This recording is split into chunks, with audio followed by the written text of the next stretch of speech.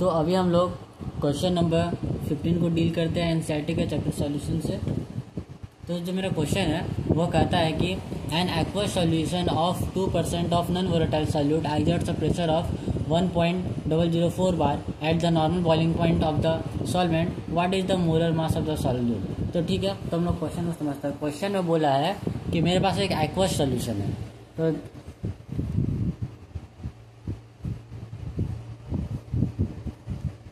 तो ये मेरा एक एक्वस सॉल्यूशन है।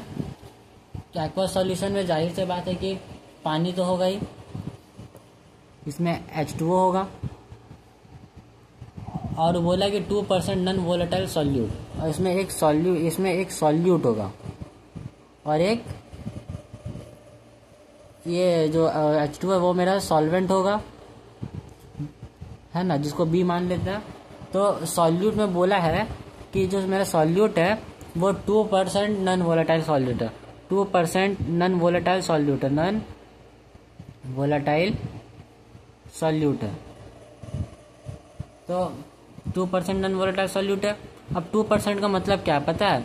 2% का मतलब जो है वो 2/100 होता है, और ये वेट बाय वेट कंसंट्रेशन है। ये मेरा वेट ऑफ सॉल्वेंट है और ये टोटल मास ऑफ सॉल्यूशन होता है। तो सॉल्यूट जो है वो 2 ग्राम है और मास, और ये जो है ना, ये हमको मास ऑफ सॉल्यूशन दे दिया, ठीक है। तो मास ऑफ सॉल्यूशन कितना है? 100 ग्राम है। तो अब हमको मास ऑफ सॉल्वेंट निकालना होगा। तो मेरा H2O मेरा कितना होगा? तो फिर ये इसको भी निकाल लेंगे। तो सॉल्वेंट जो है वो H2O मेरा सॉल्वेंट है।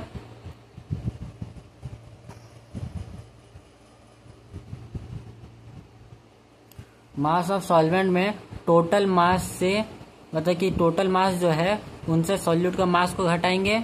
तो यानी कि 100 minus of 2 is equal to 98 gram. तो H2O मेरा 98 ग्राम है। तो क्वेश्चन में बोला है कि हमको इसका मोलर मास निकालना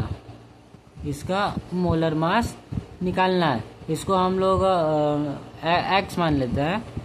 और इसका जो मास ऑफ सॉल्वेंट हमको, और H2O का मोलर मास तो फेमस है कि 18 ग्राम होता है। तो मोलर मास, इसका जो मोलर मास है वो मेरा 18 ग्राम है। और हम लोग जानते हैं क्या, ये relative lowering of vapour pressure का फॉर्मूला जानते हैं क्या? Relative lowering of vapour pressure RLVP, जो इसका जो फॉर्मूला होता है वो P0 होता है माइनस ऑफ P होता है बाई P0, और ये जो होता है वो मेरा N/N होता है। तो देखो मैं नोटेशन बता देता हूँ। जो P है ना वो प्योर प्रेशर है, पार्शियल प्रेशर है। ये भी पार्शियल प्रेशर, ये प्योर पार्शियल प्रेशर है, और ये सिर्फ पार्शियल प्रेशर है, और ये भी प्योर पार्शियल प्रेशर है। और N जो है ना वो मास ऑफ, N जो है वो मेरा मास ऑफ सॉल्यूट है, मास ऑफ सॉल्यूट। और ये जो है वो मोल्स ऑफ सॉल्यूट है। N जो है वो मोल्स ऑफ सॉल्यूट, और ये होता है मेरा मोल्स ऑफ सॉल्वेंट। तो और जो P0 है ना, और इसके अलावा मेरा 2 कंडीशन था, P0 और P होगा क्या, वही एक क्वेश्चन आता है।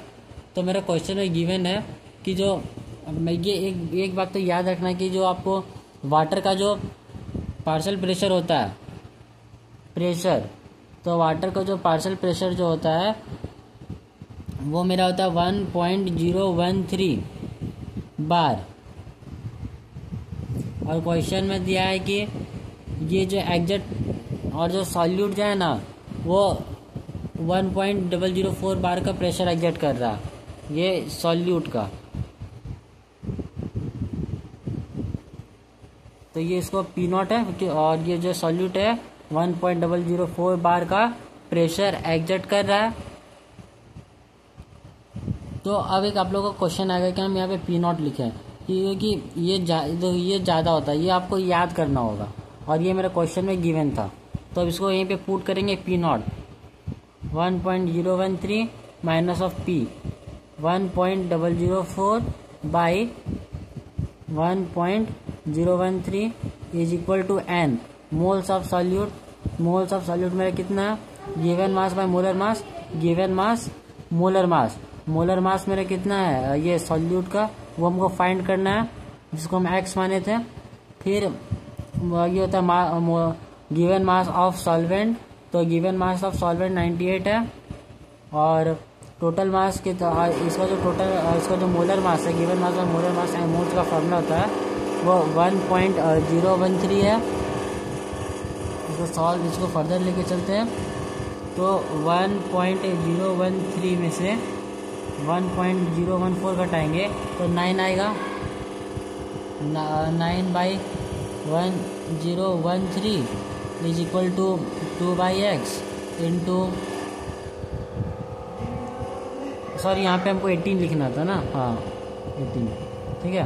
तो फिर ये 18 ऊपर जाएगा, 98 नीचे आएगा, और जो x जो है वो मेरा आ जाएगा, x को हम लोग इधर भेजेंगे तो 2 इंटू 18 एज इट इज रहेगा, फिर 1013 यहाँ पे जाएगा, फिर 98 इंटू 9 यहाँ पे आएगा।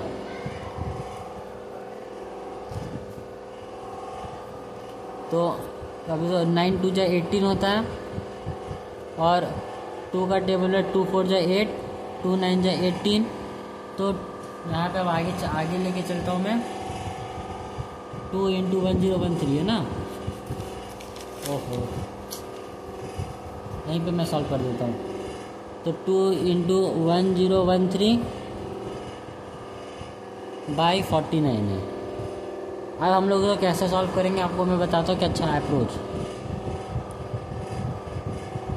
तो इसको सॉल्व, अगर ये जो इसको सॉल्व करते हैं,